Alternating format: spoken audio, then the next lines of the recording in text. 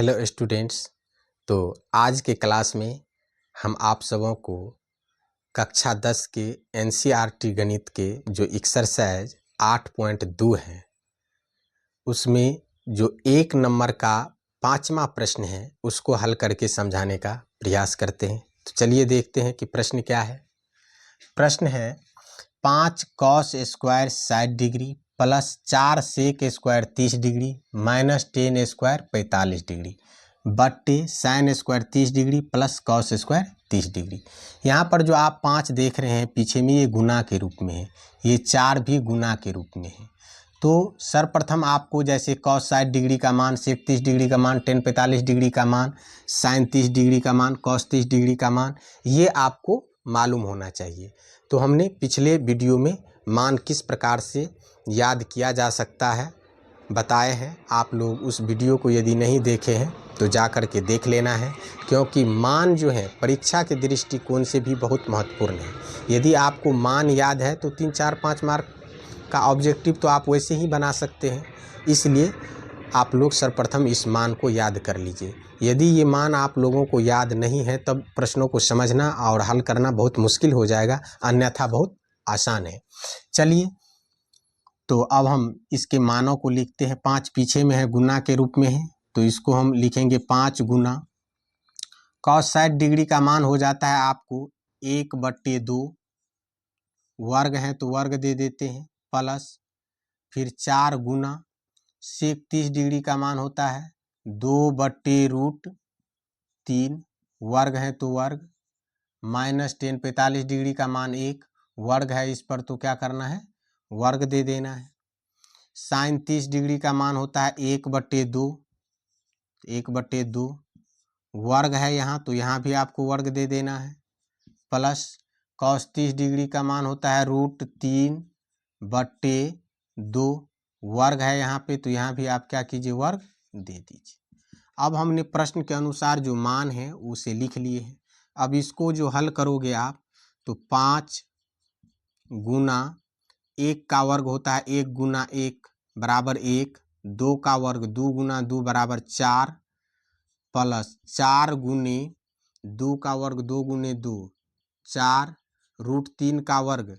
यदि किसी रूट वाला संख्या पे वर्ग है तो रूट को भी आपको हटा देना है और वर्ग को भी हटा देना है। तो क्या बचेगा आपको 3,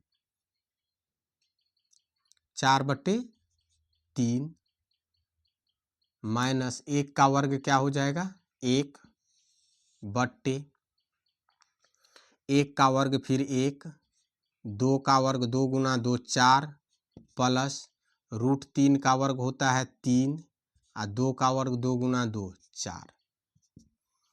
अब देखिए 5 को 1 को यदि गुना करोगे तो क्या हो जाएगा, ये 5/4, प्लस 4 को 4 को गुना करोगे तो 16/3, माइनस में 1 है तो 1 लिख लीजिए, इसको भी बटा आप दे दीजिए। अब देखिए यहाँ पर 4 और 4 का यदि आप एलसीएम लोगे तो क्या हो जाएगा 4।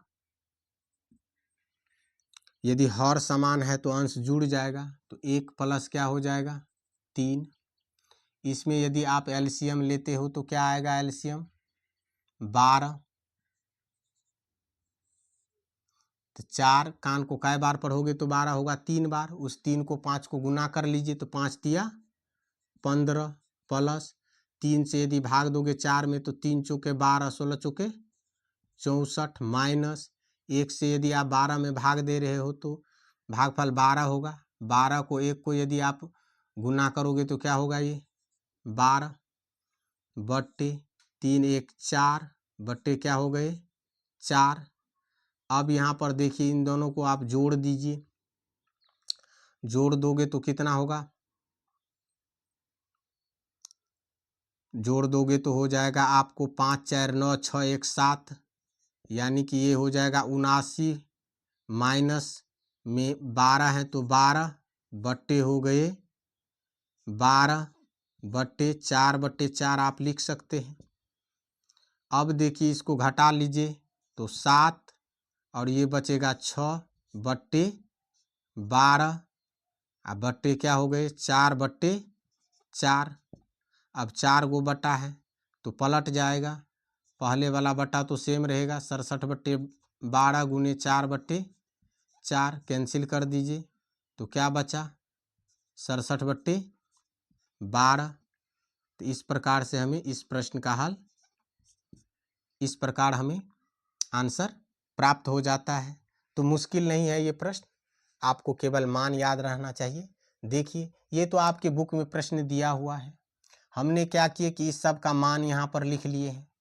अब यहाँ पर इसको थोड़ा सा कैलकुलेशन किए, क्योंकि एक का पर वर्ग है तो एक का वर्ग 1 होता है, 2 का वर्ग 4 होता है, ये आप लोगों को मालूम है। इस प्रकार से यहाँ हल करके लिख लिए। अब इसको थोड़ा सा हल किए तो ये हमें प्राप्त हो गया, और यहाँ पर हमने क्या किए सबको भिंजोड़ किए तो हमें ये प्राप्त हो गया। और जब हमें ये प्राप्त हो गया तो इसमें कितने बट्टे हैं 4 गो बट्टा है, तो इसको हमने क्या किए तो मेन बट्टा को लिख दिए हैं, नीचे वाला जो बट्टा है ये पलट जाएगा तो 4/4 है, 4/4 ही होगा। अंश हर में जाएगा तो पर भी, या हर अंश में आएगा तो पर भी, तो इस प्रकार से उसको कैंसिल कर देंगे तो हमें 67/12 हल क्या होता है प्राप्त हो जाता है। तो इस प्रकार से आप इन प्रश्नों को हल कर सकते हैं।